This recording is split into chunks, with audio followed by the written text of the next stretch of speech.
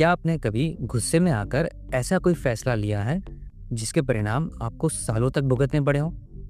एक ऐसा फैसला जिसने सामने वाले को कम और आपको नुकसान ज्यादा पहुंचाया हो। महाभारत के सबसे शक्तिशाली योद्धा अश्वत्थामा ने आवेश में आकर एक ऐसा संहारक अस्त्र चलाया जिसका दंड वो आज यानी 5000 साल बाद भी भुगत रहा है। क्योंकि सेल्फ कंट्रोल किसी भी ब्रह्मास्त्र यानी पावर से ज्यादा जरूरी है। और कैसे आप आवेश रूपी विनाश से बचकर अर्जुन की तरह हमेशा विजयी रह सकते हैं। आज के मैनेजमेंट ज्ञान में हम ये सीखेंगे। नमस्ते, मैं हूँ राहुल और आप देख रहे हैं मेरा रुख और मेरा रुख का मैनेजमेंट ज्ञान। एक दिन व्यास मुनि अपने आश्रम में शांत वातावरण में शिक्षकों को शास्त्रार्थ की शिक्षा दे रहे थे। अचानक रथों की गड़गड़ाहट ने सभी का ध्यान अपनी ओर खींच लिया। वहां उपस्थित द्रोणाचार्य पुत्र अश्वत्थामा तुरंत भागकर व्यास मुनि की ओर जाकर छिप गया। दरअसल वो अपने पिता की मृत्यु का बदला पांडव खेमे के नरसंहार करके ले चुका था, जिसमें द्रौपदी के 5 पुत्र भी मारे गए थे। इसके बाद वो भयभीत होकर आश्रम में रहने लगा। फिर रथ तेजी से आकर आश्रम में रुके। उनमें से युधिष्ठिर, भीम, अर्जुन और कृष्ण उतरे। भीम चिल्लाए, वो रहा दुष्ट, अभी देखता हूं इसे। ऐसा कहकर वो अश्वत्थामा की ओर दौड़े। इससे वो बहुत डर गया। उसके पास भागने के लिए समय भी नहीं था। तभी उसने निश्चय किया कि वो हाथ में घास का तिनका उठाकर मंत्र बोलेगा और इसके बाद पृथ्वी तांडव कुलहीन हो जाएगी।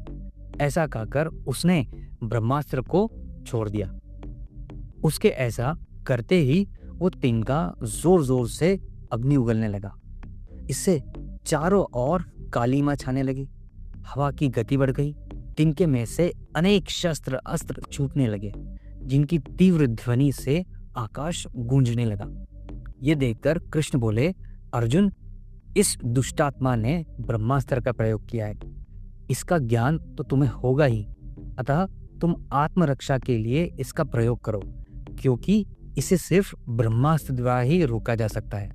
इसके बाद अर्जुन ने अश्वत्थामा, मेरे व मेरे भाइयों का और संपूर्ण लोक का मंगल, इसे शत्रु का ब्रह्मास्त्र शांत हो जाए, ऐसा कहकर संकल्प कर अर्जुन ने तीर छोड़ा। इस तरह दोनों संहारक अस्त्र आमने सामने आ गए। उनमें से निकलने वाले शस्त्रों ने आपस में टकराकर भीषण गर्जना होने लगी।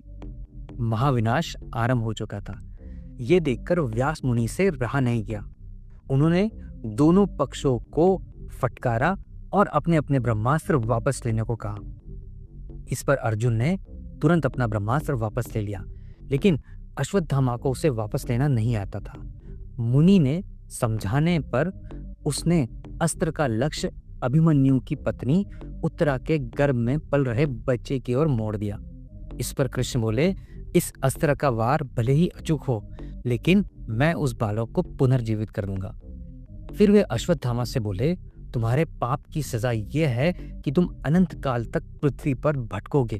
तुम्हारे शरीर से मवाद बहेगा और दुर्गंध आएगी। तुम दुर्गम स्थानों पर ही रह पाओगे, जिससे कोई तुम्हारे आसपास भी ना आ पाए।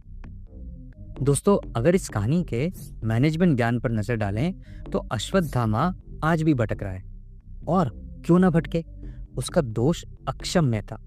उसने उस शस्त्र का प्रयोग किया जिससे केवल पांडव कुल का ही नहीं, बल्कि समूची सृष्टि, जीव जंतु सबका नाश हो जाता। इसलिए केवल अपनी जान बचाने के लिए इस तरह के महाविनाशकारी अस्त्र के प्रयोग को कतई उचित नहीं ठहराया जा सकता। फिर मामला महाभारत युद्ध का हो या द्वितीय विश्व युद्ध का, जब अमेरिका ने 6 अगस्त 1945 को हिरोशिमा और 9 अगस्त को नागासाकी पर परमाणु बम गिराए थे। इन बमों से जहां लाखों लोग कालावित हो गए, वहीं उन्होंने गर्भस्थ शिशुओं पर भी कहर बरपाया, जिस कारण वो मृत या विकृत शिशु के रूप में जन्मा। इस प्रकार अमेरिका ने भी वही किया जो अश्वत्थामा ने किया था। आज अगर हम आम आदमी की भी बात करें तो कई बार आवेश में आकर वह भी ऐसे घृणित और विनाशकारी कार्य कर बैठता है जिस पर पछताने और अश्वत्थामा की तरफ भटकने के अलावा उसके पास कोई चारा नहीं बचता। इस तरह आवेश में आकर वो अपना ही अनर्थ कर बैठता है। यानी आवेश एक ऐसा विनाशकारी भाव है जो दूसरों के साथ ही स्वयं पर भी नुकसान करता है। इसलिए आवेश में आने पर यानी गुस्सा आने पर संयम रूपी अस्त्र उठाना चाहिए। इससे स्वयं का आवेश का संहार तो होता ही है, साथ ही वो एंटी मिसाइल की तरह सामने वाले के आवेश रूपी ब्रह्मास्त्र को भी निष्क्रिय कर देता है। अर्जुन ने भी इसी भाव से अपना ब्रह्मास्त्र चलाया था।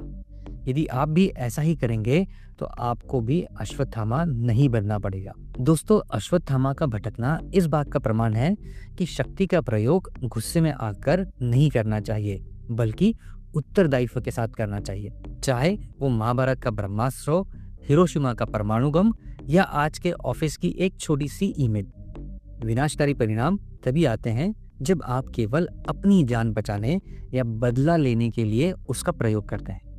मैनेजमेंट ज्ञान यही है कि जब भी जीवन में आवेश आए यानी गुस्सा आए तो अश्वत्थामा की तरह विनाशकारी अस्त्र मत उठाइए, बल्कि अर्जुन की तरह संयम रूपी अस्त्र चलाइए। वो स्वयं के आवेश का संहार तो करता ही है, साथ ही ये एक एंटी मिसाइल की तरह सामने वाले के गुस्से रूपी ब्रह्मास्त्र को भी निष्क्रिय कर देता है। यदि आप भी ऐसा करेंगे तो आपको भी कभी पछताना नहीं पड़ेगा और आप हमेशा सही निर्णय ले पाएंगे। तो ये था आज का मैनेजमेंट ज्ञान। उम्मीद है आपको ये पसंद आया होगा। अगर पसंद आया हो तो इसे लाइक, कमेंट और शेयर करें, और चैनल को सब्सक्राइब नहीं किया हो तो चैनल को भी सब्सक्राइब जरूर करें।